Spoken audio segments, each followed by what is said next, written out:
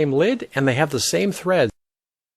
Looking for will be 1.5 inches in diameter, and you can see how all of these lids are interchangeable with each of the bottles.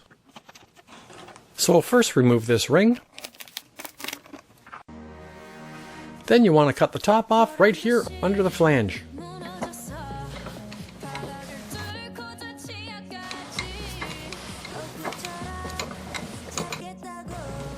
For this step, make sure the lid is on.